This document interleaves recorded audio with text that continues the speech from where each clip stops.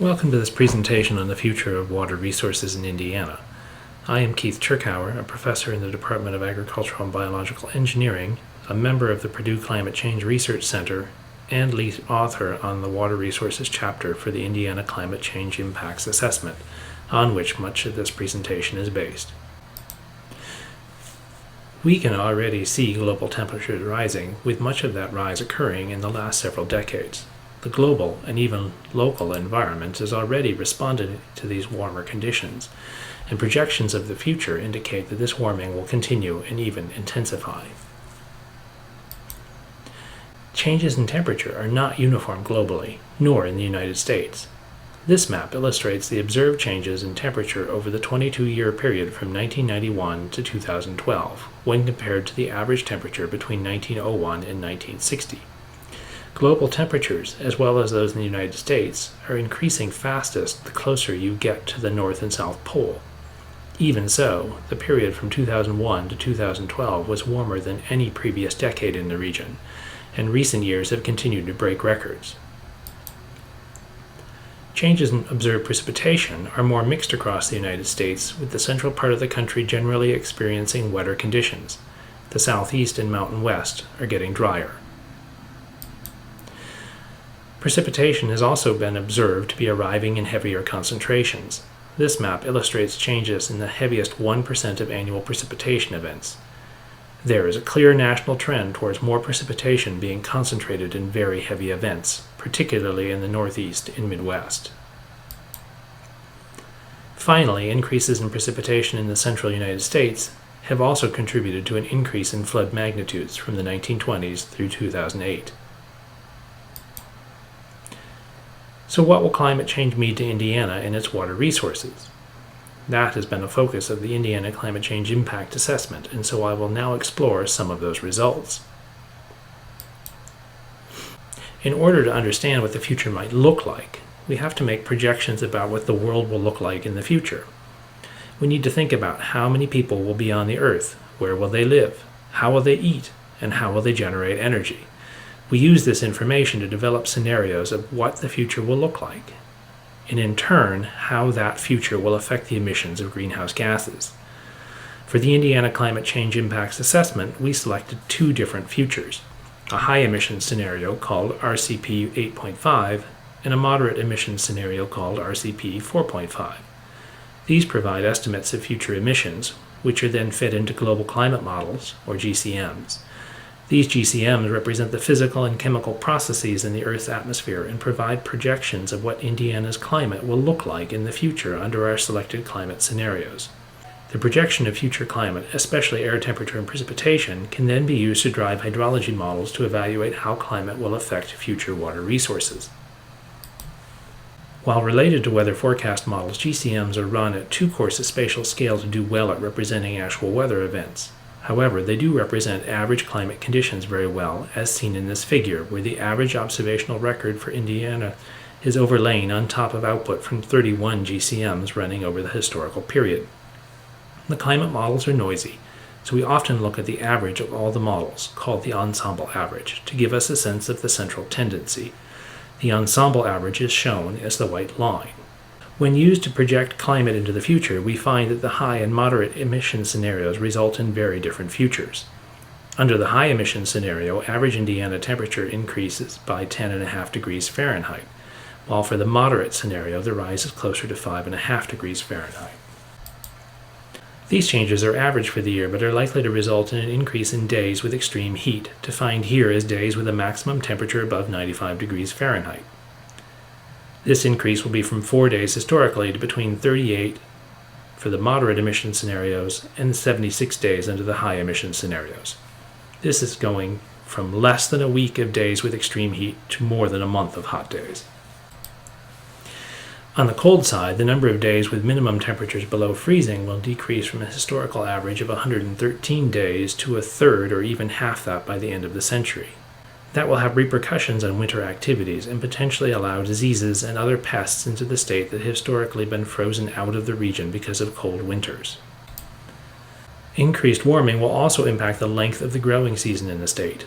Cold conditions will end earlier in the spring, shifting from late April to early April, while cold conditions will be delayed in the fall, shifting from mid-October into early November. Under the high emissions scenario, Indiana's average annual precipitation is projected to increase by 8% by the middle of this century. That change is not expected to be uniform, with most of the increase occurring in winter and spring. Summer and fall are expected to have about the same precipitation or may experience small decreases.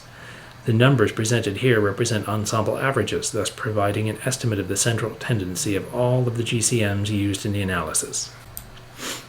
By the end of the century, annual average precipitation is expected to increase by 10% under the high emissions scenario, while the seasonal changes are accentuated, especially in winter and summer.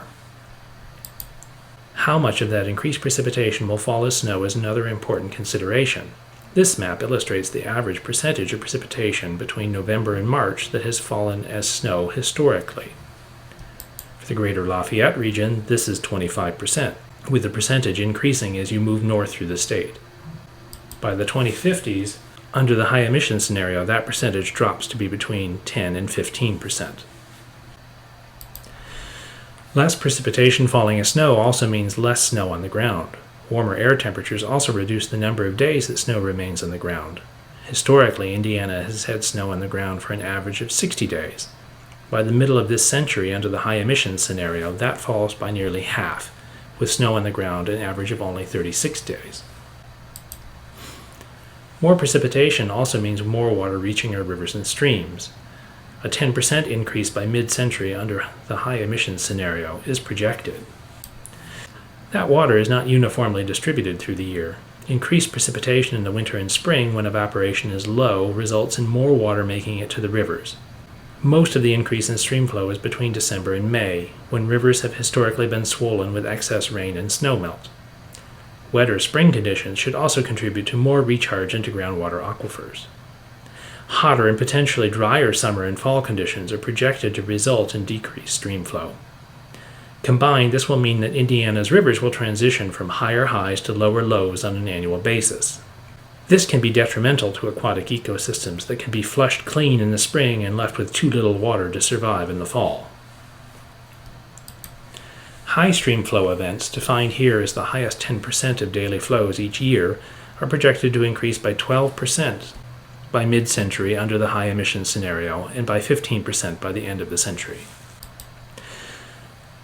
What that means for the flood of record is harder to determine. In infrastructure design and flood hazard mapping, we often talk about the 100-year event. This is a statistical concept defined as the flood magnitude with a 1% probability of occurring in any given year, or that should occur once every 100 years. Traditionally, this is found by fitting a statistical distribution to the time series of peak flow events recorded for a location. Most locations do not have 100 years of measurement, so statistics are required to extrapolate what we do know about a location. This figure shows the historical 1% chance of flooding, or the 100-year flood, for the Patoka River in southwestern Indiana. Under the high emissions scenario, the 100-year flood magnitude will increase, and what was previously a flood with a 1% chance of occurrence might become one with a 3% chance of occurrence. That means what was once the 100-year flood would actually now be recurring every 33 years or so.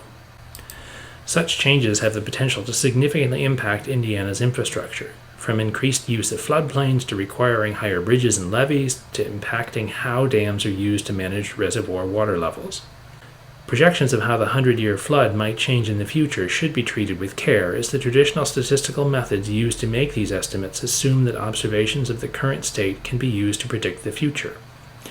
When conditions are changing, such as the changes that can be seen in the recent observational record, but also the increasing changes projected for the future, these assumptions are violated, and new methodologies have to be developed to help with planning.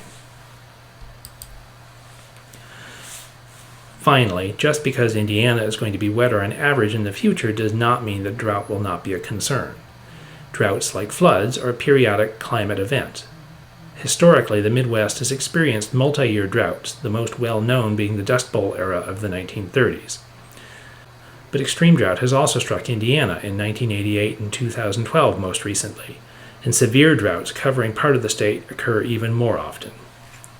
Wetter conditions in the winter and spring are projected to reduce the likelihood of multi-year droughts recurring in Indiana, as most years will see groundwater and surface water resources refilled over the winter months.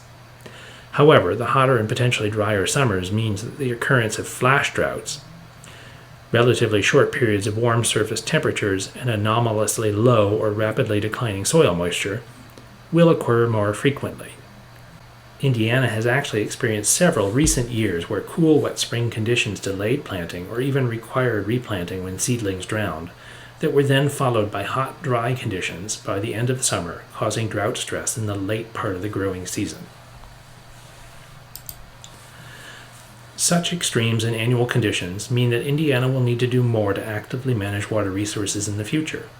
Urban areas will need to increase the capacity of their stormwater management infrastructure to handle increased storm size and frequency, while water storage will need to be expanded to retain more of the excess water from the winter and spring for when it is needed later in the year. Finally, irrigation and distribution systems will need to be expanded to provide access to those water resources when the need arises. Thank you for watching this presentation. More information about the Indiana Climate Change Impact Assessment can be found at the website provided.